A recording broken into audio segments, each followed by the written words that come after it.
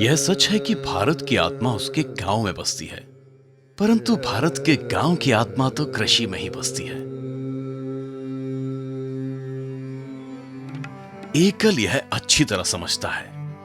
शुरुआत झारखंड के करंजों से हुई थी। एक समय था कि वहां पर खाने के लिए अन्न और सब्जी तक उत्पन्न नहीं हो पाते थे। परंतु आज समय पूरी तरह से बदल चुका है। जैविक खेती के माध्यम से आज हजारों ग्रामवासी किसान आर्थिक रूप से स्वावलंबी हो चुके हैं। जब गांव सुंदर, स्वच्छ और सुदृढ़ होगा, वहां इंफ्रास्ट्रक्चर पूर्ण होंगे, तभी लोग रह सकेंगे। गांव में यूथ पलायन करता है, वो बहुत हृदय से स्वीकार नहीं करता है, उसकी मजबूरी होती है जीने की। तो गांव में सुखी पूर्वक रह सके, आनंद से रह सके, इसके लिए उसको रोजगार गांव में ही चाहिए। उसको आर्थिक व्यवस्था इतनी चाहिए कि वो सुख में जीवन जी सके, भरपेट अन्न खा सके, बीमारी होने पर वो अपने इलाज करा सके।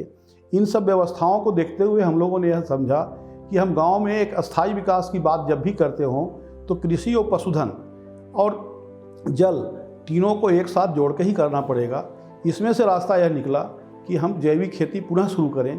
प्राकृतिक खेती भी इसको कहते हैं, जैविक खेती भी कहते हैं, यानी गो आधारित खेती। और खेती के आधार पर छोटे छोटे ग्राम उद्योग यह यदि गांव में स्थापित हो जाएं तो गांव पुनः एक बार सोने की चिड़िया बन जाएगी और गांव में नवयुवक फिर बाहर नहीं जाएंगे। इसी क्रम में अलग अलग क्षेत्रों में अलग अलग गाँव को हम लोग चिन्हित करके काम करना शुरू किए। परमाडी गांव झारखंड में है, गिरिडीह ग्रामोत्थान केंद्र से जुड़ करके उसमें हम लोगों ने काम शुरू किया और 4-5 वर्षों के मेहनत के बाद आज वह गांव पूर्ण रूप से जैविक है। हर गांव का व्यक्ति पोषण वाटिका लगाया है, ऑर्गेनिक सब्जी खेती करके इतनी आय कर लेता है कि वह 10 से 15 लाख रुपये हर किसान कमाता है। नवयुवक जो बाहर गए थे वह भी गांव में जब खुद ही उनका इतना आमदनी होने लगी है तो पढ़े लिखे नवयुवक भी गांव में आकर के हल जोत रहे हैं और खेती में हाथ बटा रहे हैं। एक बहुत बड़ा परिवर्तन हुआ है। अच्छे अच्छे घर बने हैं। आज जो आधुनिक युग के लिए जितनी चीज़ें इंफ्रास्ट्रक्चर चाहिए, मॉडर्न एम्यूनिटी चाहिए, वो गांव में उपलब्ध हैं। इसके कारण से गांव में नवयुवक ठहर रहे हैं। हम चाहते हैं परमाडी गांव जैसा और अन्य गांव भी बने और यह क्रम आगे बढ़ रहा है। आज की स्थिति में 100 से ऊपर ऐसे गांव खड़े हुए हैं जिनको हम लोग आदर्श गांव कह सकते हैं। इन गाँवों में सबसे अच्छी बात यह है कि गाँव का कोई भी ऐसा चीज़ नहीं है जो प्रकृति सम्मत नहीं है। गौ आधारित जैविक खेती के सुंदर परिणाम आने शुरू हो चुके हैं। आइए आपको मिलवाते हैं झारखंड के बेलडीह गांव के रामचंद्र प्रसाद वर्मा जी से, जिन्होंने ग्रामोत्थान योजना के द्वारा सिखाई हुई जैविक खेती से संपन्नता हासिल की। उनकी ऊर्जा देखते ही बनती है। एकल के आने से जितना आलू का पैदावार था उससे 1.25 गुना बढ़ गया। 1.25 गुना मतलब यदि 10 लाख का आलू बिकता था तो 12.5 लाख का, वही आलू 12.5 लाख का दाम हम लोग के आता है।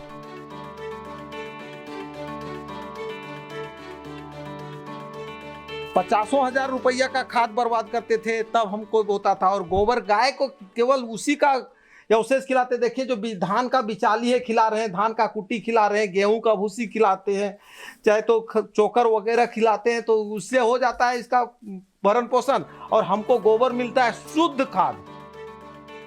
आइए आपको परिचित कराते हैं झारखंड के मनियाडीह गांव के एक ऐसे किसान बंधु से जिन्होंने एकल से कृषि से संबंधित शिक्षा प्राप्त की थी।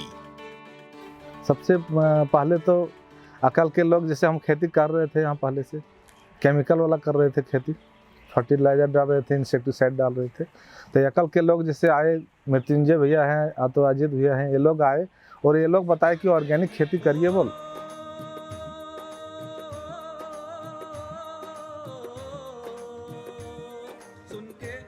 ऑर्गेनिक खाते हैं, ऑर्गेनिक उपजाते हैं, ऐसे करके। तो फिर हम लोग धीरे धीरे जैसे कि बताया कि ऑर्गेनिक खेती, केंचुआ खाद का बेड वे लोग हम लोग को दिए और केंचुआ खाद का बेड में केंचुआ खाद बनाने लगे।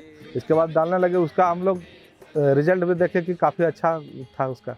इसके बाद फसल उत्पादन जैसे होने लगा, कुछ महंगा दाम में, मैंने जैसे मार्केट जैसे बिक रहा है उससे डबल दाम में ये लोग हम लोग को थोड़ा बहुत सब्जी बेच देते थे। तो हम लोग को भी लगा कि ज़्यादा दाम में बिक रहा है तो इन लोग का बात सुनना चाहिए, तो करने लगे। तो फिर देखे कि अच्छा रिजल्ट आ रहा है। तो फिर जीवामृत के बारे में बताए थे। जीवामृत हम लोग डालते हैं अभी फसल में भी, तो मेरा तो ड्रिप लगा हुआ है, तो ड्रिप में भी डालते हैं उसको फिल्टर करके। ग्रामोत्थान योजना के प्रयासों और मार्गदर्शन की वजह से आज संतोष कुमार वर्मा न केवल अपने परिवार को पौष्टिक एवं जैविक भोजन प्रदान कर रहे हैं, बल्कि वे अपने खेत में अन्य कई लोगों को भी रोजगार प्रदान करने में सक्षम हैं। गांव में उत्पादित अनाज, फल, सब्जी से ही तो नगर के लोगों के भी स्वास्थ्य में लाभ हो पाएगा।